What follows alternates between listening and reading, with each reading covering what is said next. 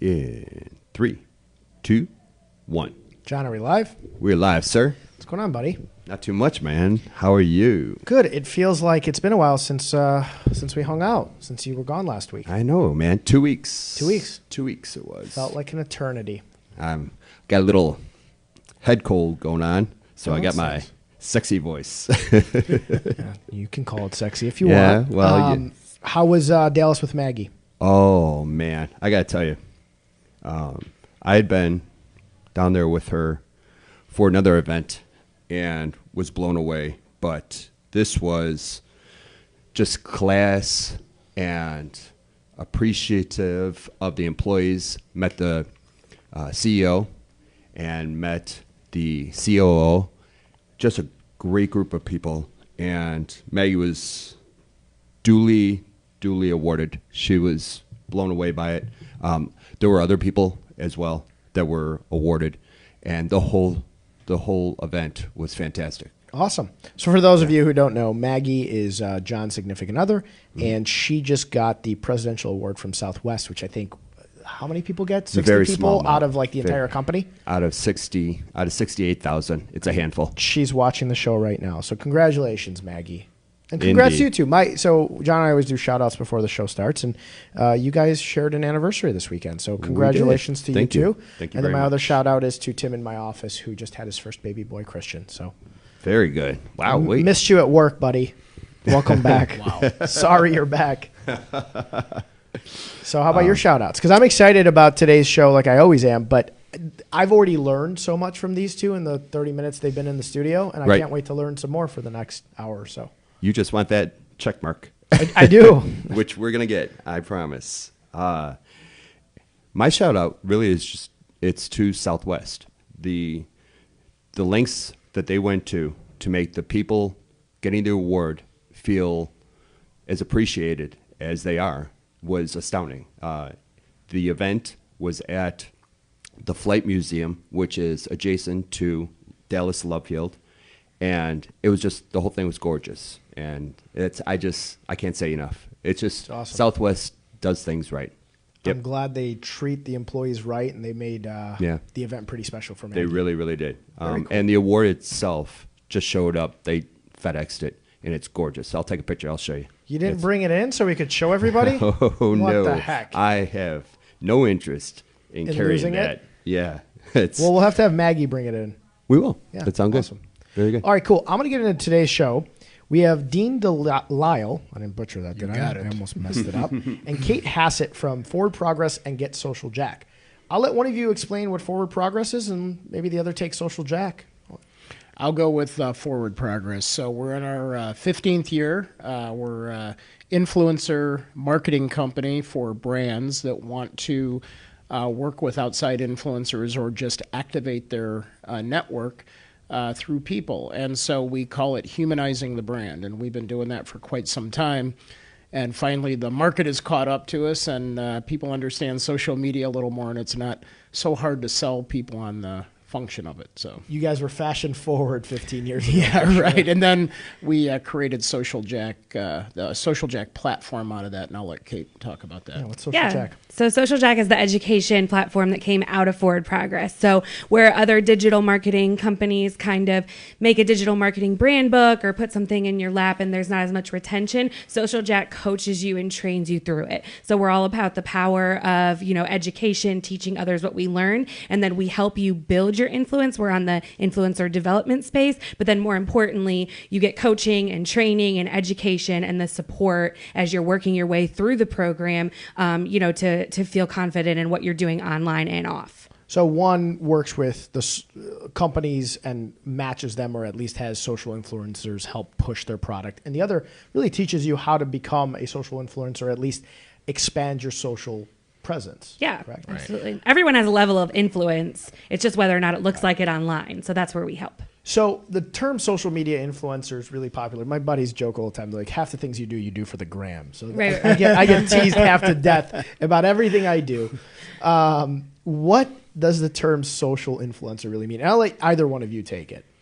Yeah, so social influencer, it's funny because I have the book that we'll probably talk about called Digital Business Influencer.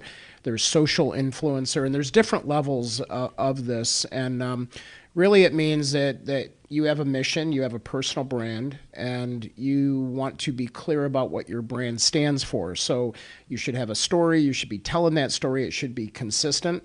And the better you get at that, the more you get relevant followers. And that increases your value in the marketplace or in the workplace based on those followers that you get. And now all of a sudden, you have influence more so than what you had before from a digital perspective. That's awesome. And you mentioned that it's kind of a directed influence to a target audience. Because I see a lot of times online people are trying to be social influencers and they're kind of all over the map with what their influence is.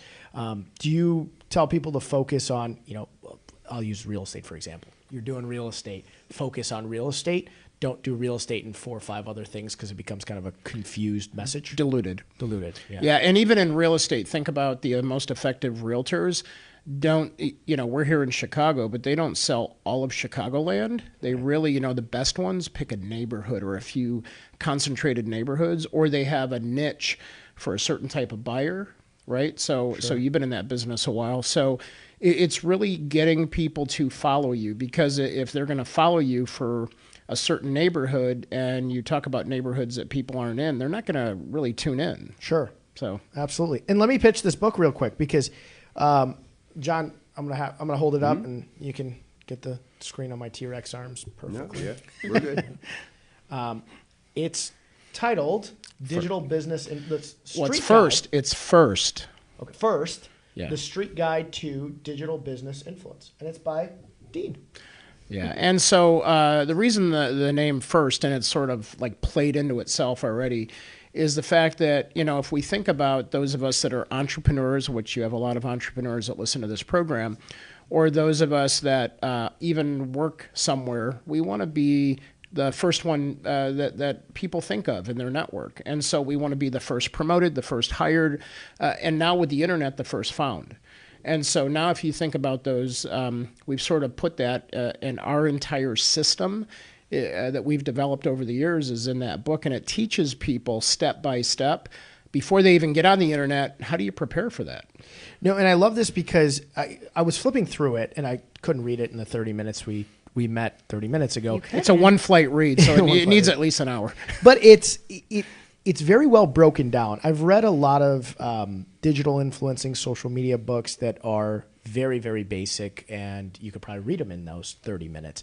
But this really is a really nice, concise breakdown of what you should be doing. When can other people buy this? Because I just stole John's copy that you brought in, but when can somebody get it and where can they get it? I would say Amazon is going to be the best place. Okay. And we have a website called firstinfluencerteam.com as well, where if you want to be, part of the inside team, some people want to jump on webcasts like this with us and other things. We'll keep you in the loop on those type of, programs that we have and conversations around the book. But really, it goes on sale Amazon. If you just look it up, first, the Street Guide to Digital Business Influence. And then on the 15th, so it's May 15th. It's next week. It's and maybe when people are listening to this, it'll be now. Yeah, yeah. It's for those listening now. Definitely calendar this and purchase it.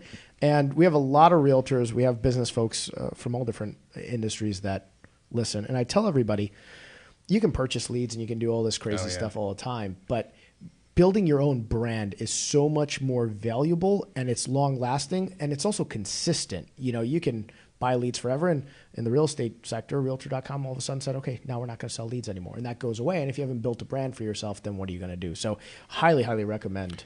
Yeah, and Kate can attest to this. So earlier we mentioned Frank Montrow, who I believe has been on the show. He's one of our influencers, and she helps work with his team. But they follow this recipe almost to a T. And she can speak to the fact that in the real estate business, which I told you I've trained for decades now. I'm sorry. I know. and so there's a pattern by which that if you follow a certain process, I mean, that's why they're in the top 10 and recently #1 in social media in real estate is because they practice. Frank's one of the best. And Kate, I'll ask you, we love Uncle Frank. And he actually watches. So if you're watching Frank. Hey, Uncle Frank. Yeah. He is. He's always training. online. He's crazy. And his social media is, and for those of us who are realtors or in the real estate business and we follow Frank, he's one of the best followed folks on social media.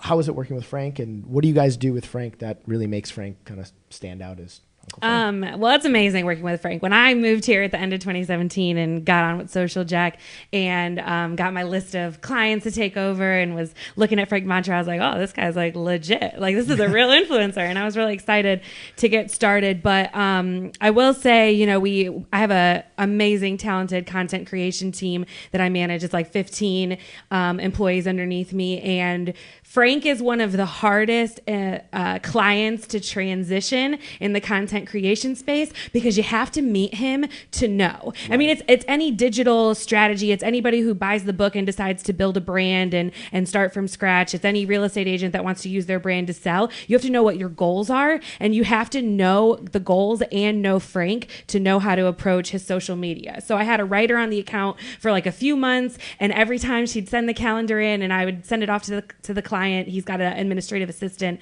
that approves the content. It's like, it's not quite there. It's not quite there. And I don't know how to explain to her, like, it's not it. And then he came into a workshop and she met him and she was like, oh my gosh, I understand. Like, I totally get Frank now. And that's just how he is. His aura is just like overpowering. It is. He's like the brightest bulb in the room. Well, it's wonderful you guys do that because I think when you're trying to pitch somebody's persona, their influence, their social being, you almost have to get to know that person. Oh, yeah. And like you said, you manage a staff of 15 people. So you guys basically are kind of A to Z figuring out how to take this individual person or business and best market them, because you can't market me the same way as maybe you do Frank. I mean, we're maybe a little more similar than Frank and a different realtor might be in the way that we handle things. But even Frank and I are probably very different in the way you guys would handle it. So if I'm a realtor or a business owner, I reach out to you guys and first contact you or contact somebody in your team, and then you guys will build a plan for them? Yeah, I mean, anybody. You contact Dean, you contact anybody, and we get you situated. Our plans are very customizable. We can work with whatever you want, but we have an 8-step influencer development program that everybody pretty much goes through. And the most important step, I'd say, is the intake. We have you fill out forms, much like what you guys sent us before the show, of like questions about our background and stuff. But we ask really in-depth questions.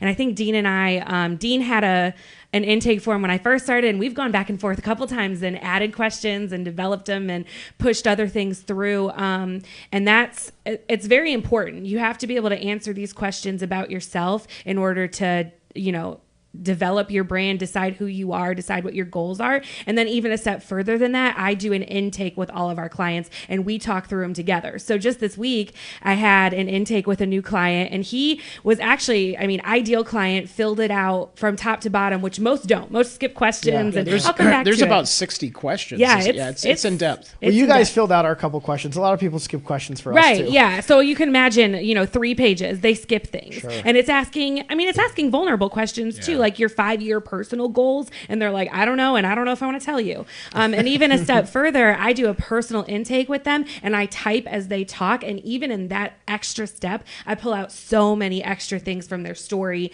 that they might have not thought were important or just didn't want to talk about. And sometimes I have to talk them into disclosing. So we really try to get a good grasp on the brand of the influencers that we're working with by pulling out those details from their stories. That's awesome, because I feel like a lot of people get in their own way, or at least are self-conscious about putting the real them out there, which is what you're selling. If you're selling a fake version of you, at some point, either people are going to recognize that, or you're just not going to be able to tell that story efficiently when you're out there talking to somebody else that you're trying to sell your business to. Yeah, and I think that's the moment of truth. I talk about the first truth telling as one of the first chapters in there, is because that's I think our epiphany of working with these folks, and you're sitting in the meeting and they're like, but I don't want people to know that. And that's the moment that you're like, well, you're not ready to be a real influencer. You're not willing to tell the truth and be vulnerable. And it's tough.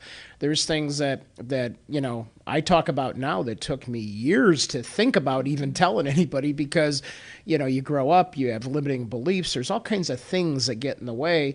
And especially with social media, it's like everybody first set out to be this person they weren't. Right. You know, I said it was the first stage. Yeah, it's the first stage where people were like, oh, I have to look this way. And, you know, the old-fashioned website bio where everybody's picture is taken with the exact same background. Right. Everything's formatted to the same number of words, you know. And I'm like, no. We're all individuals. Right. And we all have a space in the world to be that individual. And if there's a million realtors, you're the one that's different than all the other ones.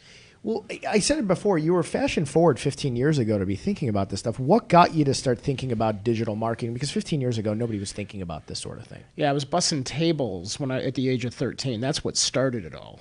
Really? Yeah, no, okay. No, seriously. So I went completely in hospitality. Kate and I both had a turn in hospitality, but anybody that's worked in hospitality knows that there's a level of hustle and a level of work that you have to do. But I was fortunate to be in a business restaurant where people connected and they networked.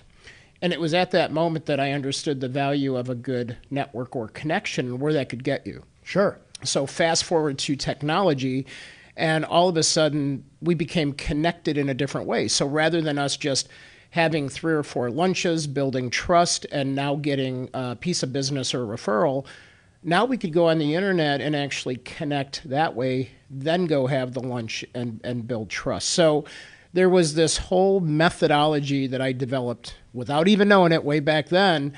And I was able to build, get my first job that way. I was able to build my first company and the next company and the next company.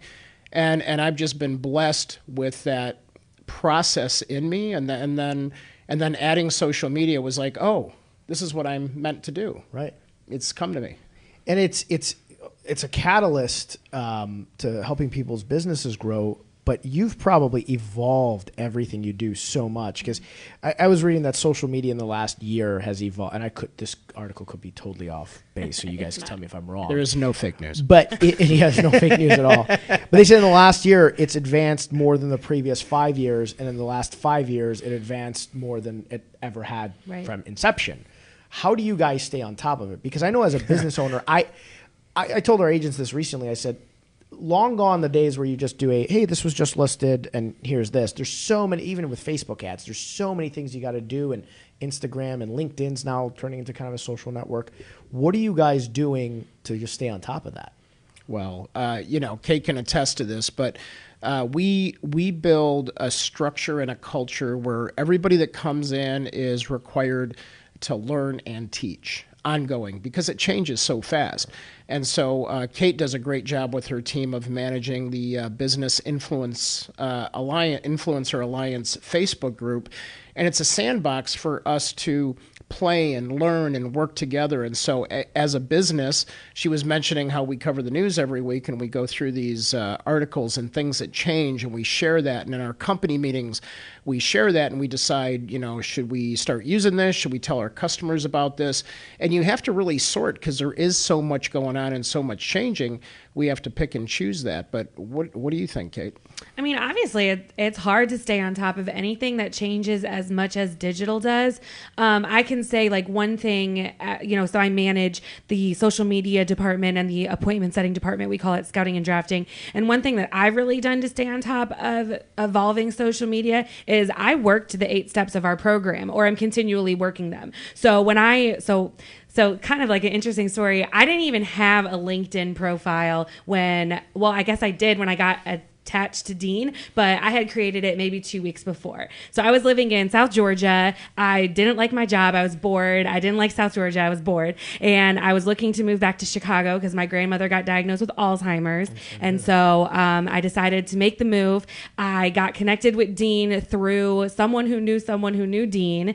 And then he said, Dean's on LinkedIn. He's very active on LinkedIn. So I created a profile and I started putting it together, and I contacted Dean on LinkedIn, and that's how we connected. And then, we were in conversations for a few weeks, and then I finally moved here and I accepted the job.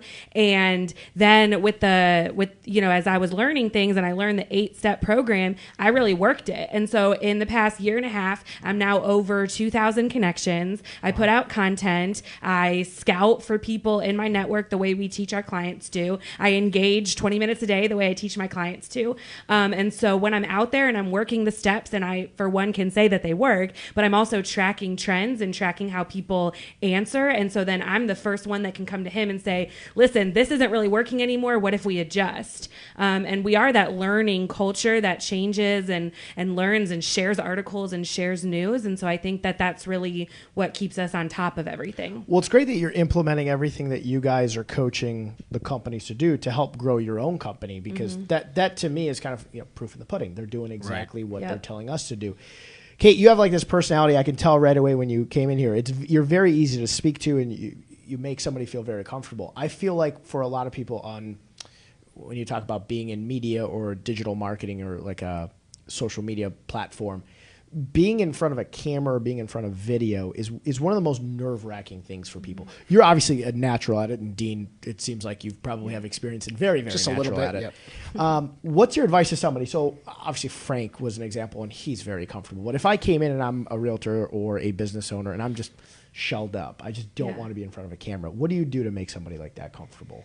First of all, you just have to do it. You just literally have to do it, and there's no other tips or tricks that can get you to do it. But I will say, from coaching clients through it, from helping people on our team do it, from doing it myself, the number one thing holding you back is jumping in and doing it. And once you do 1 or 2 LinkedIn video or video invites or however you planning on using it, you just get addicted and you think of other things you want to shoot, and you think of other times to take video. So it's like any other habit that you make, right? It's just jumping in and trying it and getting over the fear. But there's a couple tips and tricks that I used from radio. So I was a radio personality in South Georgia, and one of which we teach our clients this a lot is to put a picture up of somebody you're comfortable talking to or your ideal client. So if you're working on your pitch, like your 20-second elevator pitch or whatever, put a picture of your client or somebody you're comfortable talking to or whatever, and just pretend like you're talking to them. And it sounds really silly, but I used to do that in the radio booth, and I've had clients do it as they're doing videos for social media, and they're like, it really works. So I would say that, because it's just all about being authentic and being comfortable, and then use as many takes as you have to. Record it, watch it, and do it again. You know what I mean? Take your time, practice, because the first one's not going to be the best. Right. And if you follow the hashtag #myfirstvideo on LinkedIn, you'll laugh, because some of them really are There's bad. an actual hashtag yes, for that? and I'm going to go look at it. And I will go follow it, and I will go leave people words of encouragement on it, because LinkedIn is so encouraging. Yeah. It's not Snapchat. It's not Instagram. It's not your friend that you were talking about that was on the podcast and his friends were trolling him. It's not like that. It's accepting. If you post a video, people are just like, heck yeah, like you are right. Like I totally agree. Like everybody is excited that you're jumping in and trying, and specifically in fields that aren't digital marketing, because everybody in digital marketing is creating videos. But if you're in a different field like banking or something that you would consider more boring or stale, nobody in those industries are doing video right now. It's not congested. It's totally open. And so just jump in and do it. It's like a differentiator. Yeah. Well, I like that you're both bringing up LinkedIn, because I feel like it's almost kind of the missing piece for a lot of, especially younger entrepreneurs or maybe people who are trying to be influencers. Obviously Instagram, now everyone's like, oh, get a check mark or be a social media influencer. But we try in our office to coach people, use LinkedIn. When's the last time you've logged in, though? Yesterday, actually. Really? The reason being because I was coaching somebody on LinkedIn, so we were on it yesterday. But if I wasn't, I probably would log in once a month, to be honest. Yeah, and I want to mention something, too. So remember when Kate was talking about, she mentioned the fear, right? Sure. And I mentioned the 5 fears in the book. And we studied this for a while because it's ever present, but it's interesting how many people don't want to shoot a video, but you would be shocked, especially on LinkedIn, how many people are scared to even create a post. Interesting. Or engage. And so you said you practice martial arts? Yes. Right? So what are one of the main techniques in martial arts, right? So when is breathe. Right. And so, one of the things we say is don't forget to breathe. Yeah. And just have a conversation. And to Kate's point, whether you're posting or shooting a video, having that comfortable person that you're comfortable talking to, or the ideal target, we say, if you have a customer or somebody that you're familiar with, it just creates that calmness and allows people to breathe. John has a photo of me back at his house. Every time he shoots a video, he just stares at me. Right, John? No, that's on the dartboard. Is it? You have like one of those, what do you call the dolls that you broke? The voodoo dolls of me? So is LinkedIn something that you think, like I've watched LinkedIn recently, just almost the interface is changing. You have a homepage. It's starting to look a little bit like Facebook's homepage. Do you feel like that's really on the up and up on usage? Oh, without a doubt. We see it daily. I mean, goodness, it's one of the places we have people, even realtors, go first, which to your point was a shock to real estate mortgage, the people that are more B2C or B2E, B to everyone. And what's interesting is we make them go there first because it's it's really the most full story you're going to get of somebody, because it has so much to it. You're going to really get the whole person. And so we have you do that first, and then we have you match your other social media sites to whatever that audience is, but keep that story consistent. But that's what we like about it. Do you agree with that, Kate? Yeah, well, and I was going to say, if you don't see influencers on LinkedIn right now, then you're either building your network exactly by who wants to see your content, or you haven't built your network up enough, because influencers are everywhere. It was this empty playground, I think, where nobody really knew what to do or how to use LinkedIn, and it was this enigma. And then all of a sudden some people went over there and were like, oh my gosh, I can go viral really fast. I can create content. I can get work off of this content. Like, these are like real influencers. Like, you think of people on Instagram being influencers and getting modeling work. People are getting real work. Like, that is an influencer, right? Yeah. They're creating video and content and putting their brand out there, and they're getting hired through messages. So yeah, people on LinkedIn have millions of followers. Actually, last year was the first year that LinkedIn was featured at Digital Media Marketing World out in LA, and there was a panel of LinkedIn viral video content creators. I can't wait to beg John to cut this last 3-4 minutes out and play it on loop at Main Street, because I have just been begging people to go to LinkedIn, and I think people aren't going back and realizing. I think you guys just hit the nail on the head. People didn't know how to use it, didn't know what to do with it, and now it's changing at an alarming rate. And I think LinkedIn didn't know how to use it or what to do with it. They didn't even know. They said, "Here's this platform, and y'all figure it out." And so they did. The people came and they figured it out. Yeah. And question for either one of you: Facebook versus Instagram. So I know Facebook was kind of obviously smart to be on both, but Facebook was so heavily used, and then Instagram started coming up, and I was seeing that Instagram usage is almost eclipsing Facebook's usage. Is that true? And obviously, you guys, this is a presumption, are telling people that they should be smart on both platforms, but is one becoming a better lead generator than the other? I'd say it depends where your audience is, because you have two different types of audience. You have one on Instagram where I think it's tougher to be a brand on Instagram. It's better it's way easier to be a personality or an influencer on Instagram. And then there's still good business life on Facebook, but then also that mix of personal. And nobody can touch Facebook's personal data that people have. LinkedIn has the very best. We were just at a conference with them last week, and they were still rated the very best business data.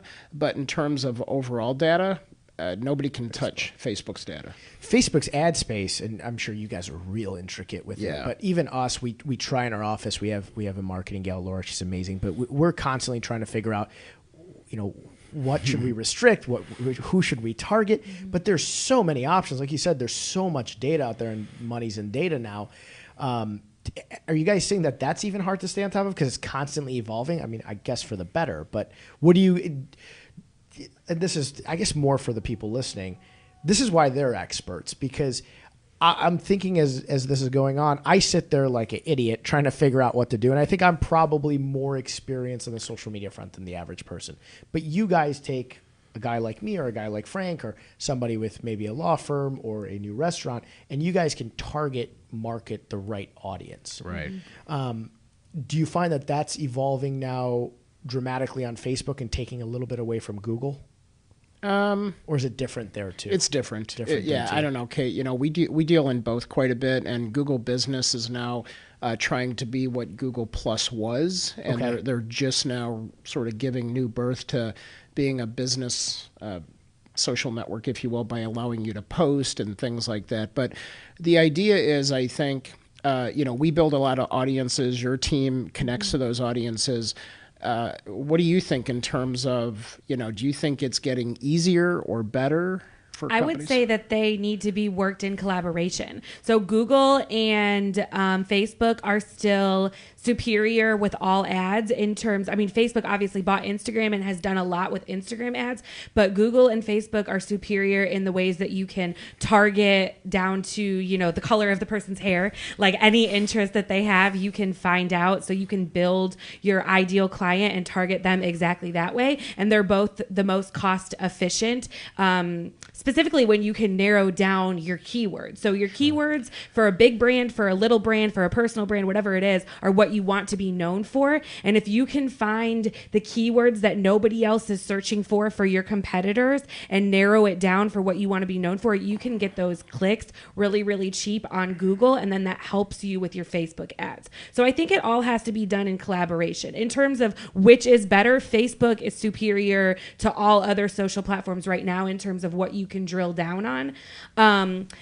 What I was always told in marketing from, you know, when I was a marketing intern was we talk to our audiences like we know them because we do. And we do. That's the point of building audiences. That's the point of doing A/B testing. That's the point of collecting CRM and emails and tagging them in our database so we know where we met them and how we talked to them, right? And so when we know as much information as we do about an audience, there's really no way your ad should be doing badly. Like, you know who your target client is, and then you can literally pay money to put an ad for you in front of them. I mean, that's gold right there. Right. And it's, I'm sure you guys really work on this a lot. I feel like I see a lot of businesses that have a very clouded and confusing message. You know, the idea of have some childlike clarity so that people know what the heck you're doing. And I think the value and another one of the benefits and values of working with a company like you guys is you guys can probably get that message across. Like you said, we can figure out who your audience is. And if you don't know your audience, you probably should figure that out. But I'm sure you guys have a better grasp of who that person's directed audience is and then how to clearly reach them. Because obviously you know the platform, but clarity I think matters too. Yeah, and I think the big thing is people think they need to have a lot of followers or have a huge audience to get results, and it's not the case. You know, we like to say, well, it's not about the number of people, it's about the amount of engagement, especially on social. But back to what Kate was saying, just because I think this is super important. On Google, remember, the people that are in Google are searching for answers, and you want to be the answer, right? In social media, that's disruptive. That means that you're in there for social reasons, and in the middle of your conversation, somebody is displaying a very hopefully targeted ad in front of you to pull you out of that discussion and to get you to go do what they want you to do. So to Kate's point, you always want to think omni-channel, and please make sure that you just budget enough money to test. Yeah. Because most people are like, you know, what can I do? Because they'll tease you and go, here's a $50 coupon. You know, here's a $100 coupon. Run some ads. No, don't. Yeah. Because you'll get sucked in. Yeah, and you know, so the idea of like remarketing, I know what it is, and I'm sure somebody listening right now might not know. You know, you go on Google now. People say all the time, I looked at a watch, and then I had 100 watch ads all over social media. Oh, yeah. I got a bunch of pool pumps coming up right now because I'm I'm searching pool pumps this weekend. The pump went out? Yeah. And it's about that time to open the pool. No, Or you open it. it's open. Yeah, It's open. And I didn't even need the pump. I needed a part, but it's all good. So now but you it's gotta funny because I'm like in the middle of Halanis today. It's another social platform, and all of a sudden a pool pump is in Halanis. I go, really? Yeah. It's crazy how that works. It feels like my mom says this all the time, and she is not on any social media. My dad's on Instagram, but mom always goes, why is it every time I go online, everything I look at now is trying to sell the same thing to me? I'm like, Mom, the internet's smart now. She's like, how do they have all my information? I'm like, don't worry about it. Your information. Don't even begin to tell her. Stop worrying about it. It's everywhere now. Yeah, it is. You can't escape it. So with Forward Progress, you guys are using influencers to help, companies, brands, or individuals' brands. And think about influencers. I want to be clear about this. Sure. Influencers can also be customers. Okay. Right? So the old-fashioned testimonials, Sure, real yeah. estate, right? That's a big one. Oh, Huge. got the reviews. keys. Everybody's all happy. But they can be employees. They could be customers. They don't have to be somebody like on Instagram where you're paying, $500 a post.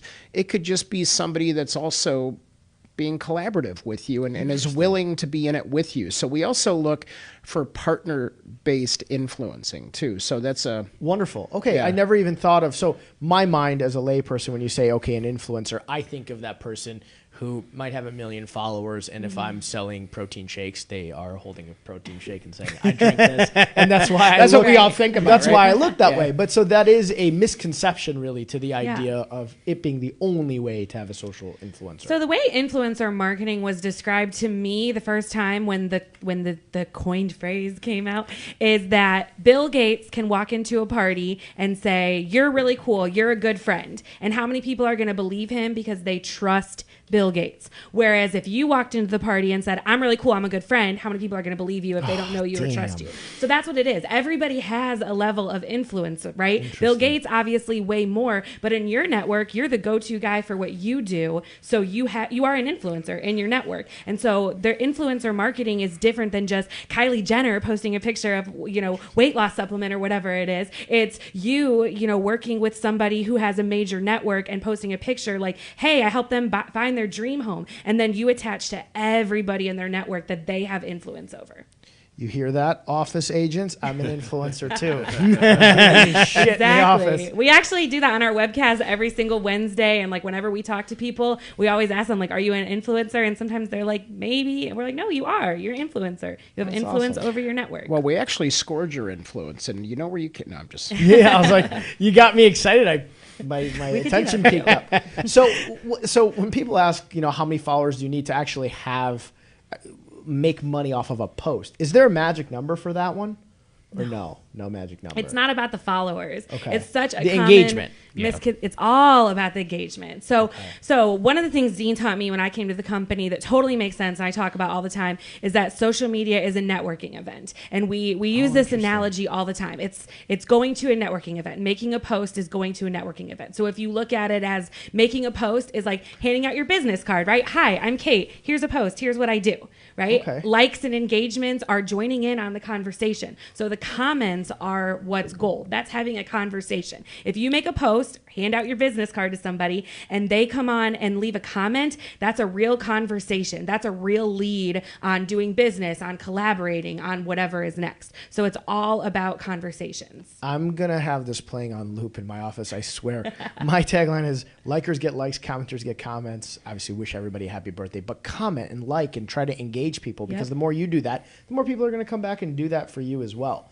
I won't say likes are bad, though. I mean, obviously, if you go through and like every single post, I won't say likes are bad. It's a great way to jump in. When we have clients that first start with us, one of the things I say is when they develop who they want to go after on LinkedIn, who they want to add into their network, just depending on their career goals, I always tell them to go do like a virtual flirt with these people before they message them and go like some of their comment. Because I always think of it as like flirting. Go like something that they posted, go leave a comment. But those likes are really good if you're just looking to kind of jump in and get your feet wet. But let's also I give. flirt with a lot of people Hold online. on. There's and I've been caught doing this too. But what we tell people to watch out for is like, don't we have people on 20 minutes a day. But don't go in a solid 20 minutes and do like 1,000 likes. Because now on the flip side, your news feed is like, Kate like this, Kate like this, Kate like this, Kate like this. And now all of a sudden it's like, we call those likeaholics because people feel like they are connecting to their audience, but they're really not. But flirt with people and test the waters and just put your toe on the dance floor and start to like things. But don't do it all at once, like Right. once or twice I a gotta week. go Likeaholics Anonymous because Yeah, I'm that guy. Well, we all get caught up in did it say because you it's were like, oh, I correct. got to catch up on social media, and then we go in there and boom, boom, boom, and then and Yeah. a few loves and a few. Yeah, Yeah, now smiley LinkedIn faces, has a Yeah. range of LinkedIn caught up to Facebook, and you can do a range of different emotions. emotions. Yeah, they Oh. have like, they have applause, they have love, they have Curious, yeah. they have thoughtful. It's like a bulb, light bulb. Insightful. Yeah. Oh yeah. Insightful. Wow. Okay, so it is really kind of, and I like that about LinkedIn now because it's more interactive. Then Yep. you know, Yeah. I used to say. People go on LinkedIn to see what you've done and see what your work history is and just kind of check you out. Now they can go on there and engage with you, which is really cool too. Yeah. That's awesome. The idea of somebody actually asked me to ask you guys this today, and I'm very curious myself, and so is John. How do you get a check mark? How does that happen? Oh gosh. Verified? Yeah, verified. Verified, yeah. How do you get a little? We don't know. Well, actually, They don't know. we're doing the onboarding for Halanis, which is another influencer platform, social network, if you will. But so there's an inquiry application. So there's a couple ways. So one is if somebody comes, if you get enough followers, and we're talking about, you start climbing above 250,000 followers and then 300, 500, they see the climb, you'll get tagged on a list, and then Instagram will actually contact you about being verified. And then because they can monetize, right? So they're in the business too. And the same with YouTube but let's not go there. We're all angry at YouTube right now just because they cut everybody's pay. So really? That's another episode. So the idea though is with being verified. It's a very specific process. Now, obviously, The Rock and all these people that have millions of followers, it's super easy because they have followers and engagement. But they are starting to relook at all the programs, and the reason we say I don't know is because anytime you ask them the formula, they won't tell you. Right. Yeah. There's no You point. can inquire to be verified, but in most cases, even LinkedIn did this for a period of time, and they shut it down just because it's a managed process. Right. And even though we're in a world of algorithms, we call them algos. Even though we're in that world, there's no algo that they can come up with that legitimately makes you verified. So what we say is just focus on your mission. Forget about the check mark. Focus on your mission about being an influencer in your space. Climb and monetize, and Maybe you'll get there. laugh all the way to the bank, and then you'll get a check mark. Yeah. Perfect. See, John, no check mark for you, buddy. Not yet. You got Well, another I just checked. 249,400 followers to gain. I just checked. I think you're at 500,000, so you're getting there. We're getting there. There We're we getting go. there. You're good. You're on the climb. You're on the climb. To We got until 6,000, 5p. Exactly. and then it went down to like 49.90 or 59.98, and I'm like, damn it, what happened? I lost a couple, and then I kind of went back over and then back under. I was like, come on, just get back over that 1,000 number. But what is the number really? It doesn't mean Is it anything. does that It's extra just- number mean another house sold? Does it mean another means dollar nothing in to your me. pocket? I mean, I think to be critical of myself, I think I'm way too scared. I don't use my Instagram really as a business platform. I don't think, and I think I'm bad at being very directed with the way I use it. I just post my dog, I post me, I post me out. but I'm glad you mentioned that because that's not bad. So one thing that we talk about a lot is that while your story should be consistent across brands, we still believe that you can use your social media platforms differently if you want to. My Instagram is very personal. It hasn't anything to do with business, but I still have, my story is consistent. My profile picture is consistent. You can see who I am. I'm not doing anything crazy on there, and it's a great place for me to humanize my brand, post that personal content. Because otherwise, so if you only posted your, professional content on all of the platforms, you would just be like a floating head, right? You're just a profile picture. All your pictures are like you in front of a house. They're you doing business work. They're you in a suit. But people want to see that you have a dog. They want to see that you have a life outside of work. They want to find something to make a personal connection with you by. They want to know who the real you is. I love that you said that because one of the things I see a lot with realtors is, and I'm just using realtors because I coach and train them a lot, is real estate post, real estate post, real estate post, Yeah. real estate post, Oh my real estate God. post. Listing. Huge Listing. mistake. And then you don't have anything personal, so they can unfollow you, so they can just not see your stuff. And for a lot of them who aren't comfortable with social media, I think people in general who aren't comfortable with posting, and I never thought about that as the post sometimes gives people anxiety as well. They just don't post enough between the business posts to give themselves that kind of human feeling. And I think that's one of the biggest hurdles for a lot of people I meet is they just, if they're going to do the business, then they feel like, oh my God, I'm posting too much, so I'm not going to post anything else about me. And then it becomes basically a drowned out business. Well, there's a social awkwardness to everybody. Even if we're really good at networking events, there's a part of us that almost at times doesn't know what to do, even if we've been doing it forever, and so what I find interesting in human behavior is watching the people, especially like you say when you train. What I'll do before I train realtors or in a class is I will go up and talk to them and meet them. And it's funny, the first people that sometimes whip out their business card, and it's like a social crutch, and it's like, and I'm like, we're not there yet. and then they So get if you do really that to nervous. me, if you do that to me, and I shake my head, you know exactly where I'm going with this, because we're going to get to know each other, and I'm going to decide, I don't know what that cost you, a penny, but I'm not going to waste your penny. Right. So let's have a conversation, and same on social. Right. Kate was talking about that. It's like, have a conversation and then decide. I've met some of the best people, on Twitter, and then seen them in real life, and I'm sometimes way better friends than somebody I've seen at 10 events. Sure. No, that's a great point. The whole idea of going to an event and networking, I think makes a lot of people nervous too, meeting strangers. To be honest about that too, I hated networking events. Yeah. I feel like I'm not bad at them because I was on a large board at the Association of Realtors, and I've gone to a lot of events, and I have to do these things. But I tell people all the time, I hated going to them. I was nervous. I like talking to people I know, but just having a random conversation with somebody, I didn't like doing it. It was by force of doing it consistently that I got better at it. But I agree with you all the time. You get these people who are just like, well, here's what I do. Yeah. And I'm like, I don't really care unless I know you well. Unless I get to know I something compare about those. you. So since social media is a networking event, I compare those to the people that slide in your LinkedIn DMs and say, "Hi, my name's Kate. This is what I can do for you," and they send you this 3-page long Yes, paragraph. that's the most about important I was Yeah. just going there. Those are the This people is that our think they PSA. Stop sending those messages to all of us. Yeah. Okay. I don't care if that's what you do.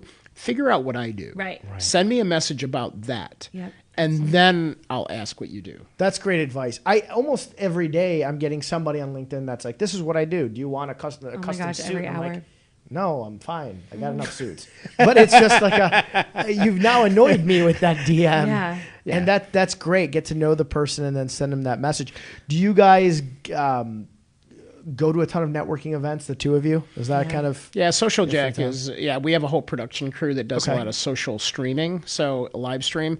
So that whole crew is at events, and sometimes it's in concert with, if we're at, an event and like the Tony P event and those type of things where we're, the audience makes sense to us, then you'll see us at those events. But yeah, we work a lot of events. We go to a lot of events, and Kate, you have Local X. That's the new name, right? So Yeah, so yeah. it used to be called LinkedIn Local. Now it's called Local X. It's this global initiative for people to make real connections outside of LinkedIn. So people that you work with on LinkedIn or connected to, and then you meet them in real life. So it's global. It's been around for about a year. Millions of people have joined our events, and we have an event in Chicago. I'm one of the co-hosts. They're amazing. They're When is events it? like no other. June 11th, it's Okay. at the Met Club. If you connect with me on LinkedIn, I've been posting about it. I'll continue to post about it. I'm gonna connect and slide in your DMs. Yeah, we already connected. Oh, we're connected? Yeah, I Okay, connected perfect. to you as soon as There we go. But I thought you said you blocked him, right? Yeah. I work these 8 steps. I connected with you as soon as we got this on the calendar. I'm gonna for sure send you a message. in Yeah, your they're DMs. amazing events. But and I will say too. So like I said, I manage a team of about 15, and we bring we have all ages underneath us, right? From still in college. I think we have an intern that's still in high school. Yeah, right. Just We have graduated. up until 25, 26.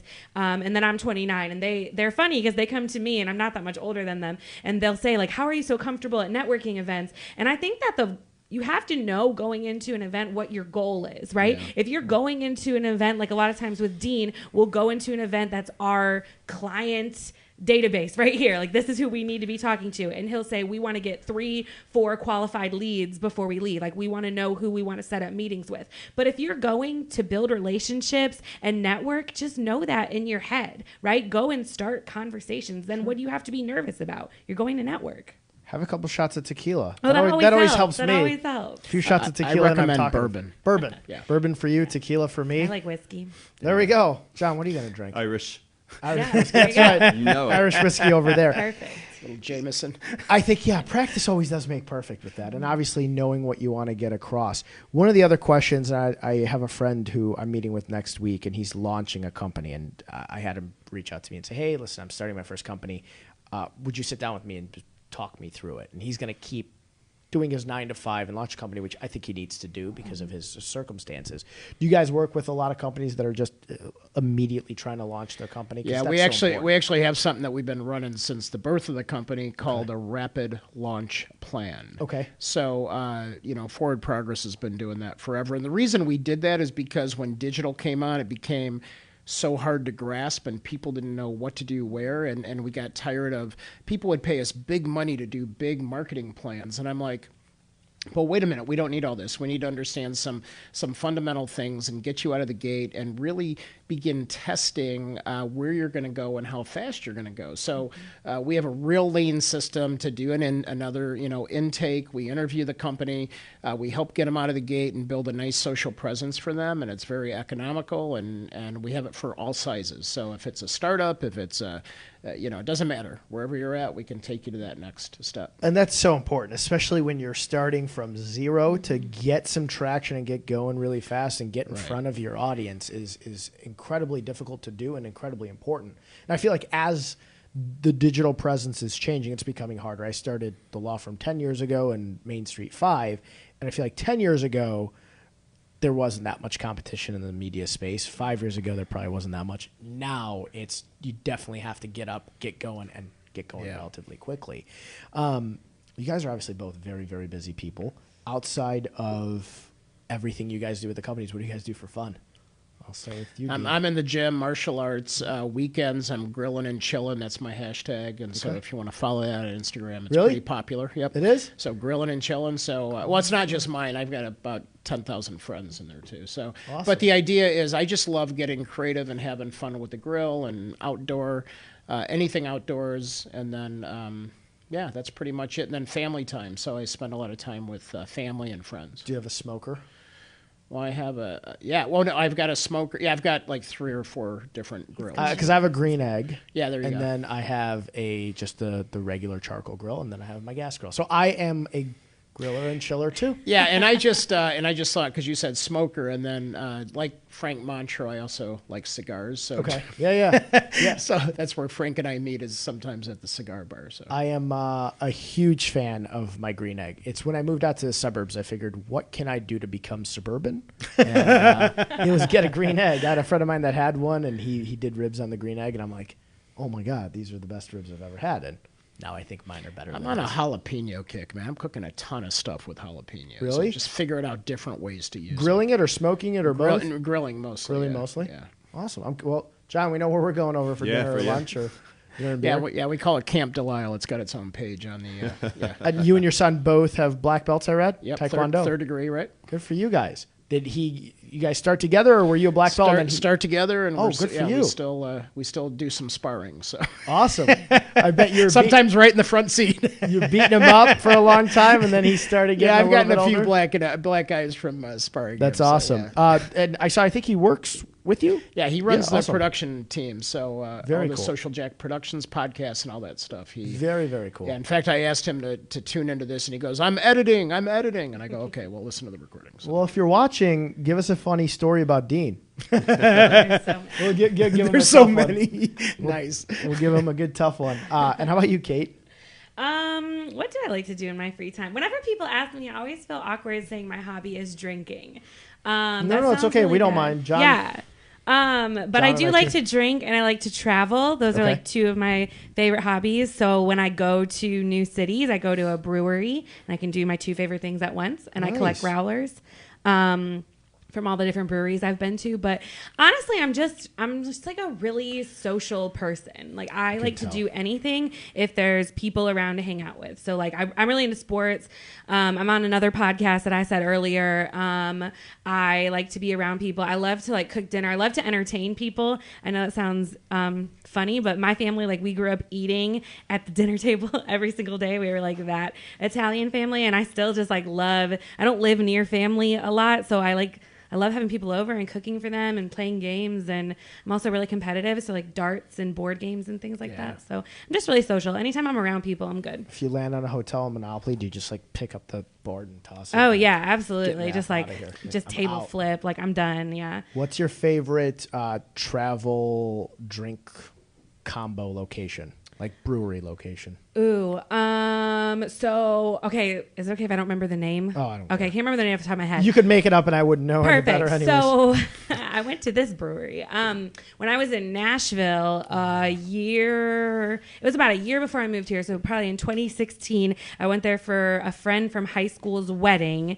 And it was just an amazing trip because I hadn't seen her in a long time. I went with a friend that I knew. So I lived here from when I was born to 10. Okay. And then I moved to Georgia. So my date was actually from here, my date to the wedding, and I hadn't seen him since I was like 15, had visited Illinois and saw him the last time, but we stayed really close in connection. And then on LinkedIn, Instagram, and Facebook. Oh yeah, well no, we're Facebook. three? It's a Facebook, real okay. connection. It's on Facebook. We have tag pictures and everything together. So he was my date, and then it was for a wedding from a girl that I went to high school with and hadn't talked to in a lot of years. That she was marrying a guy we also went to high school with, and then I stayed with one of my best friends from college's cousin in Nashville, and we all got together one night and went to this brewery in Nashville. So it was just a bunch of like the 5-degree separation of Kate, like all these people that didn't know each other. We went to a brewery in Nashville where they grew all the herbs on top of the roof. So I had like this basil beer, and they were like, yes, this basil was grown up here just 5 months ago, and they had like a picture of it like dried next to the keg, and it was freaking cool. And they grew all of their own stuff to put in the beers. Well, I'm going to Nashville next month, so I'm going to have to. I love Yeah, Nashville. I have love it. Nashville. I have it Nashville's tagged awesome. in my Instagram. I can send it to you. It was Perfect. a freaking cool brewery. Nashville is just such a fun. The atmosphere in Nashville is so much fun. When I've gone down there, everybody's having a good time. Yeah. It's Oh, just yeah. That's why it's the food's good, bachelorette the drinks party. are good. It's like it's number taken one over, place. right, from Vegas. Yep. Absolutely. Actually, did you just see? Do you follow sports? Yeah, so the draft was Yeah, there, and so the the bachelorette draft parties was went just crazy. in Nashville, Yep. and some bachelorette parties like trying to sue now because they were like, "This was our bachelorette party." It's like, well, Should have planned nobody a did little their bit better there. research. I can tell you, you're not suing them for that. Yeah, right. definitely. But that's funny. I saw all of like the quick videos of all the bachelorettes pissed off because Yeah. the place was overrun. It's by guys. number The guys one. were probably really happy that the draft was in Nashville. Yeah. Like all this, we got a draft, we got beer, we got barbecue, and we Bourbon? got bachelorette parties. Exactly. Yeah. And I It's love like all the number one bands in spot. the windows. Come Yeah. on, isn't that the best thing? Come Yeah, on. the live bands. And Yeah. you just walk. You can go to 10 different bars in one night and have a good time. You know, it's actually thinking about Chicago, and you said you're a social person, and the cool thing about moving to Chicago is there's so much going on all the time. There's so many events, there's so many restaurants, there's so many places you can go to meet people. So it's a perfect place for you. Yes. Being as social as It's you are. actually so funny that you said that because I get in conversations with people all the time and you're like, oh, I've lived here about a year and a half. And they're like, have you been here yet? And you're like, no. And they're like, oh my gosh. And I'm like, there are so many places. So Like, many. you could live here your whole life and not go everywhere. I'm born and raised, and people tell me all the time, "You've never been there before?" I'm like, "No." Yeah, but how about like just let me know where it is and I'll check it out. Like, Yeah. don't get mad at me. 22,000 neighborhood bars. Yeah. Is that true? Yeah, it's That's up there. crazy. Yeah, it's like and one crazy. popping up every day. Yeah. And you guys have an event coming up, so I want to showcase the event.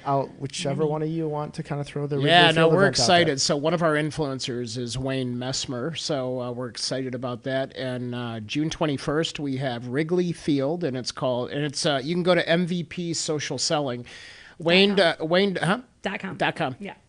And Wayne just has this amazing comeback story. So he has an amazing keynote and an amazing, just a life story about just how to keep going, how to stay motivated. And of course, I'm going to go on to social selling and teach people how to be an influencer. It's all sales driven. So it's about how to stay motivated and how to be digital, but also how to be real.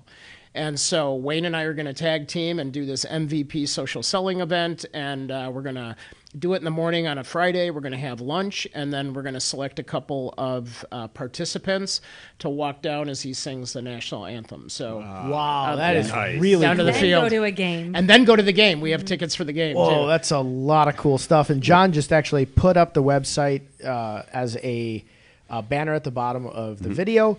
And for those of you who are listening to this, if you put in the code SJVIP100, you get $100 off, which is really, really cool. Which so we nobody really else has appreciate right that. now except this show. So go for it. Look at that. Quickly. Wheelhouse. We're listeners. only allowing 5 tickets at that price, too. So, Okay, yeah. awesome. Yep. Yeah, so get the tickets. I think John and I are going to go. We'll obviously buy tickets at full price, or I will. No. definitely do it at Yeah. full price. But no, that is and you'll that's get awesome. and you'll get a free book. Well, I already have a free book. John's through it, so I used to get scratch his name off and I'm gonna then have to rip this off. Yeah, I'm gonna cross off John and just write in Mo and then say it's actually signed too. Sorry, buddy. Mo, I've got one for you. Thank you, buddy. We always leave kind of with some advice for entrepreneurs, and I'm going to ask you both. Kate, maybe I'll start with you. It can be on starting a business. It can be on social media. It could be on drinking, since that's your passion. Whatever you want to give them, just some advice to entrepreneurs. Ooh.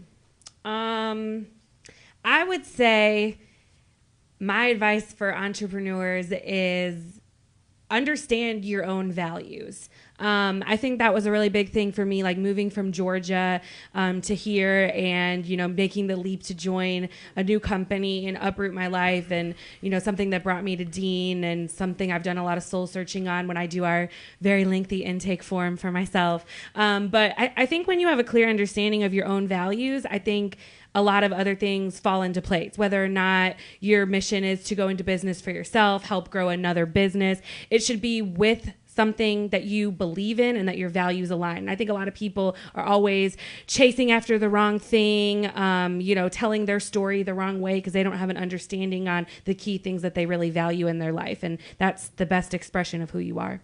It's awesome. I love that. Thanks. And Dean? Yeah, so a lot of my book was written and driven from my serial entrepreneurialism. And I've got to say, don't operate alone. Just know that there's people that care about you, and we call it social teaming. There's a whole chapter on this. But the idea is most entrepreneurs, it's a very lonely space. Even most successful executives, it's lonely at the top, that phrase. But it's really not. It's a choice. And so what you should do is know that there's people that care for your success, that want to help you. And yeah, there's going to be naysayers and things like that. They're not part of your team, but there's so many people out there that want the very best for you. Tell them early on what you're doing. Tell them what your dreams are. Just like your friend was talking to you.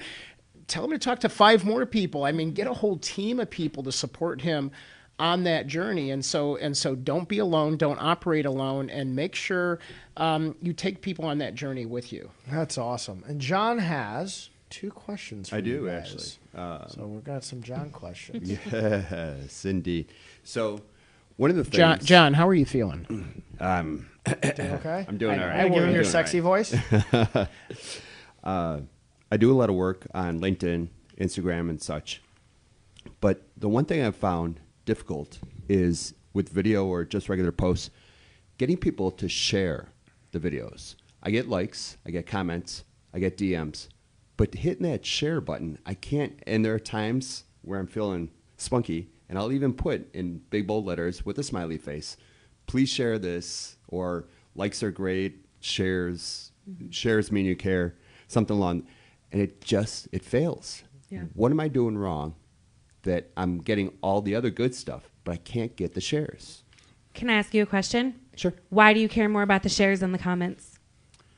Because in my mind, and I might be wrong on this, if somebody is singing it and then sharing it to their network, all it's doing is multiplying 100 times over or 1,000 times over. So even if just the four of us here, the number of people collectively that we have, if there's one share of something, then that many times four, even if only a percent or two of each of our following sees it, that is a huge ripple.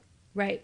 So actually LinkedIn is a little different than Facebook, and there's a couple reasons why. For one, I think people are more reluctant to share on LinkedIn because you see everything on LinkedIn. So when I go to your profile and I click on your activity, I see everything you've done on LinkedIn and everything you've shared. Whereas people on Facebook are more likely to hit that share button because they can't track it that way. So you can't see that I've liked a million different posts. You can't see that I've shared every single thing anybody's tagged me in. So that's one reason I think people are a little more weary. But also, LinkedIn doesn't give a specialty in the algorithms for shares on LinkedIn. They actually count points against you. Really? Yeah, they've published this a couple times. They don't give shares as much of a visibility as comments or tags. So Dean can actually, he's got the numbers down, but every time someone tags you in a post or leaves a comment, you attach to their network and how many people see it? 8,000. 8,000. So if instead, I would just switch your strategy. Instead of asking them to share,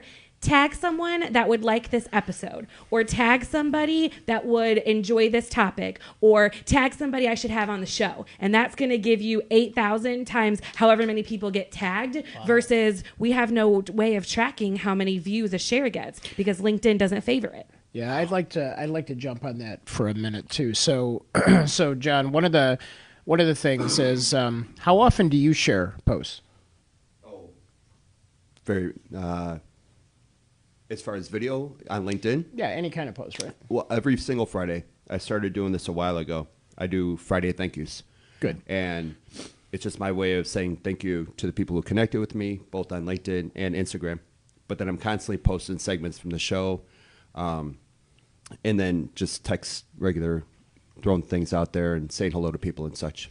Yeah, Pretty and so you're helping to share their content, right? And so so you're going into other people's content and you're sharing it, right? Sure. Yep. So in doing that, that's building rapport and relationship, and we talked about social teams. So the idea is, don't do it or don't have the intention to want to do it or to do it necessarily because of the algorithms. Because like Kate says, even if they're this way today, they're going to be different tomorrow.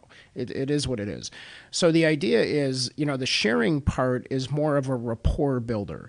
So if people are not sharing, that means that they don't feel the desire that it's necessarily shareable for their audience. And so what I recommend to people is to pick up the people that are on your social team and have a conversation with them and or have an agreement and say, hey, listen, I notice you haven't been sharing any of my content and I appreciate your engagement with me.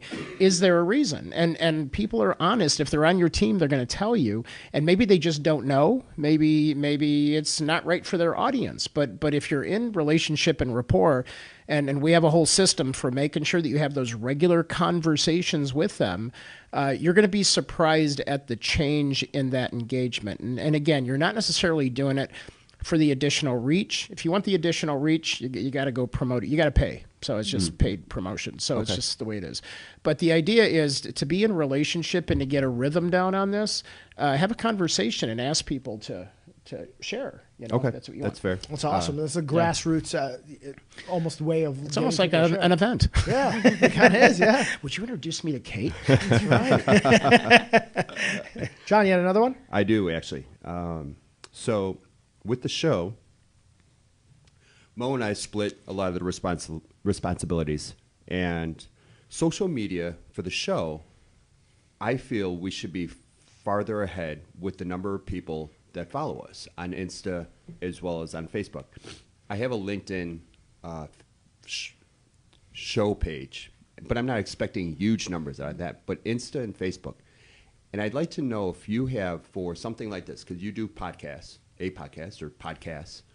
how many times a day, a week, a month, whatever, should we be posting our own personal or those quotes with pictures behind it or segments? Should we be doing something twice a day, 3 times a day, once a week? I mean, I want to we're only at 300 followers on Insta. we should be at 1,000, 1,200 by now. And I don't know why we're not. So I know it's a big, broad question. But John's asking for all the business advice on air right now. Well, I have a friend. Yeah. He's like, for $99.99 a month. Well, we've had many conversations about this, sir. So Yeah. I'm trying to get somebody you he's- might listen to. He's being transparent. I Yeah. love it. Yeah. Keep going, brother. It's good. But I'm kind of interested if there's even just Is there a magic some number, sort of I think you're equation. saying, Yeah. of how Number of much or days how or- little to post a day? No, there's not. There's not a magic number, and some people will tell you not to post more than once a day for visibility. I, on the way over here, uploaded probably 3 past events into Instagram on Social Jack that we hadn't gotten around to posting yet. So I think a lot of it is how you do the hashtags. But I think the biggest thing is that the networks are different. And back to, we were talking about this earlier and it came up and I didn't have a chance to say it, but the networks are different. And when you're talking about how to talk to your audiences, the audiences that hang out on different networks are different and the way we speak to them is different. And it's a difference of content. So on Facebook, I would say if you want to get more followers, it's very relationship built, right? And the best way to do it, I found for us, for the Facebook group, for followers, for Social Jack, for anything that we're doing events, is to invite them. So there's that invite button and go Yeah, invite I do that. all of your friends. And then if you have really close friends that would help you, go say, hey, can you invite all of your friends to like this page? Because they're going to be more apt to like the page if they like you, right? It's all about the person behind the profile, the relationship. On Instagram, I would say keep all of the content personal and human. Try not to post the logo over and over again or stock photos or things that don't, just arbitrary images, because everything is visual. They want to see the picture of you with the audience, you with the guests, you at events, you walking your dog. They want to see that you guys are real people, human outside of the brand. And I think if you use the hashtags that way and go after, also follow podcasts on Instagram, that's helped us a lot and engage with other podcasts back.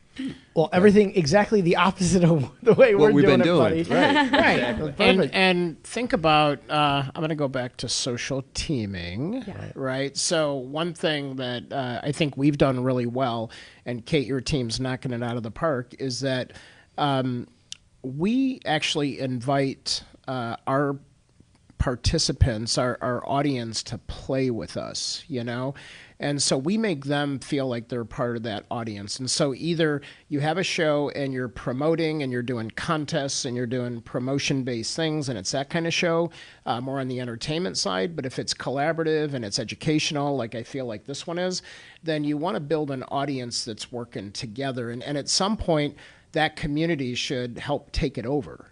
And that's when you're winning. That's when And so I think you need to, listen to Kate on what she just said, and then inch toward the fact of making sure the audience is playing there and have that agreement with that, even like guests on your show and people in the audience, and encourage them to come back there and give them a reason to come back and remind them why they're going there. And then it'll train them, on Tuesdays, I'm going to get this great business tip or whatever it is.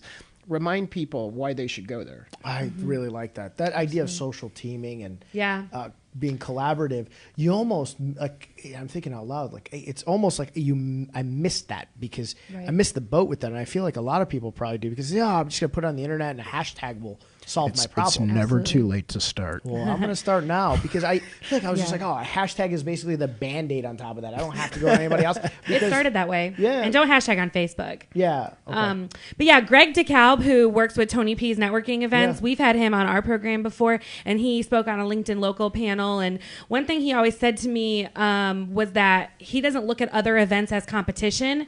And he looks at them as collaboration, right? Like they're not competition. He'll post other events on their newsletter. He'll invite people to other events. He'll say, if somebody wants to have a meeting with him, he'll say, I'm going to this event, meet me there. And that's a ticket for another event because he doesn't look at it as competition. Yeah. And the podcasting world is so like that. Like I just know on Social Jack and on my other podcast that I'm on, and even on radio, my most loyal listeners, people that always tuned in, were other podcasters because it's Geeked just, out on it yeah. too. heck yeah, it's geeky and it's nerdy and we all like it. Like they all want to listen. So, I mean, I think that that's a great way, like reaching out to other podcasts, following other podcasts, you know, commenting on their stuff. They're going to comment back. They're going to follow you back. And that's a great way to, I mean, that's a good way to collaborate. They're not competition. They're not exactly like you guys. It's like the giver's gain mindset of just collaborating on the social digital front. Yep. I really like that. Net giving.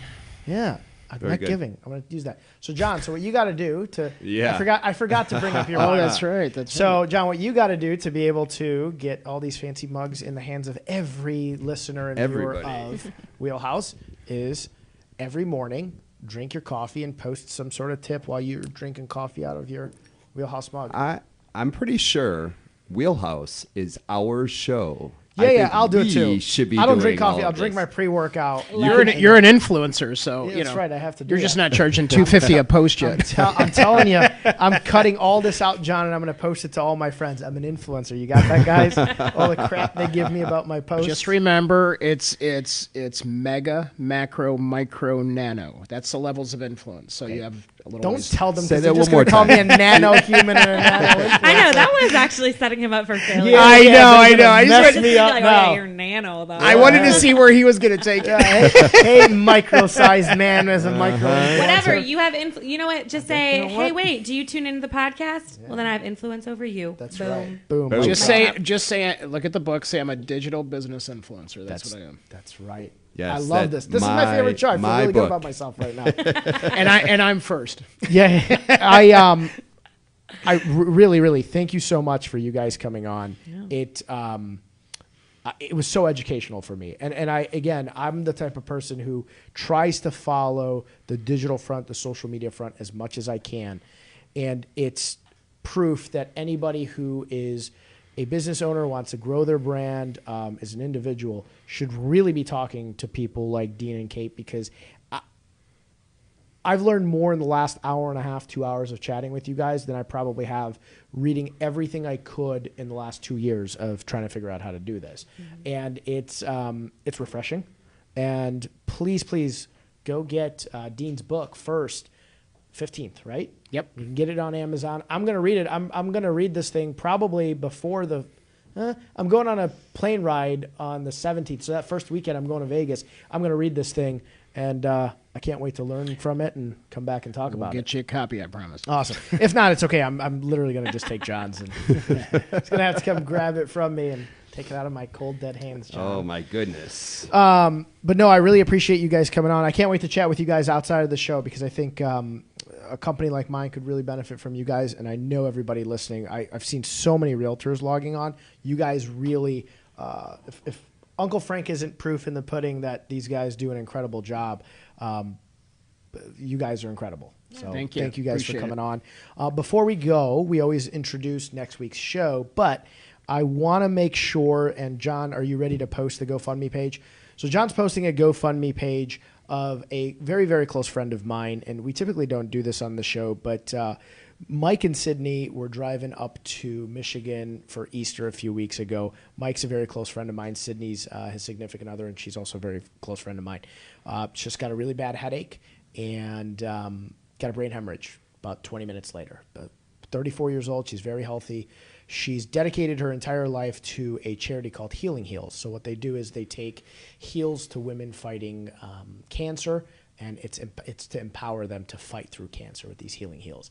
Because she's working at a non-for-profit, she did not have great health insurance. So now she's got some incredibly high medical bills, and we're very, very lucky that Sydney's still with us, because typically these things don't end very well. So John put up the GoFundMe page. I would really appreciate that if you're watching this, like $5, $10, $20, whatever you can do. And if you can't, share it and tell the story. The story is very beautifully told on the GoFundMe page. If you can't donate something, leave a word of encouragement. I can't tell you what an incredible person Sydney is and how powerful Mike has been being by her side. So if you guys can help them out, I would really appreciate it. I know Mike would appreciate it. For all of you who have donated, Mike wanted me to let everybody know he was very, very, very thankful, and that she's fighting the good fight, and she's actually on the up and up, which is typically not something that happens with somebody who has a brain hemorrhage. So keep on fighting, Sydney, and best of luck to Sydney and Mike. And thank you, John, for putting that together for us. Absolutely. Thank you. And next week, Wednesday at 3 o'clock, John, you want to take this? I sure do. Next week at 3 o'clock, we have Belil Muhammad, who is a UFC welterweight contender. Big time. I'm really looking forward to this. He is on a tear, and he's really good. Yeah. So all you guys out there and girls who are UFC fans, I know that leaves Maggie out. Hey, but, she's not a fan? No, she's going to be a fan of... She doesn't like the blood. She's going to be a fan of his. She likes the people, just not the blood. But if you're not familiar, Google him. He's ranked in the top 10. He's moving up in the rankings, Yeah. and his last fight was against a really tough dude, and it was a war, and he won it, and he's on the up and up. So it's going to be exciting to chat with him. We've got him and a gentleman named Mike Cannon, who is an entrepreneur as well as a Chicago firefighter. And Mike Cannon's actually a pro MMA fighter too, and one of the toughest guys I know. So they can both beat us up very easily. Yeah, so we're going to be very nice to our Try guests. not to offend them next week. Right. Get our butts kicked. But yeah, really looking forward to having them both in the studio. Yeah, can't wait. And again, thank you to you guys for coming on the show today. Like I said, I'm going to digest all this information like crazy and watch this back, and then obviously reach out to you guys. So thank you for the education. Thank you for coming on, and buy Dean's book. I'm gonna review this thing as soon as I'm done reading it, and I'm sure I'm gonna learn a ton of stuff on it. So really appreciate it. And John, anything else? I think that's it, sir. We'll see you guys next Wednesday at 3 o'clock. Thanks again for listening. All right, take care. Thanks. In 3, 2, 1.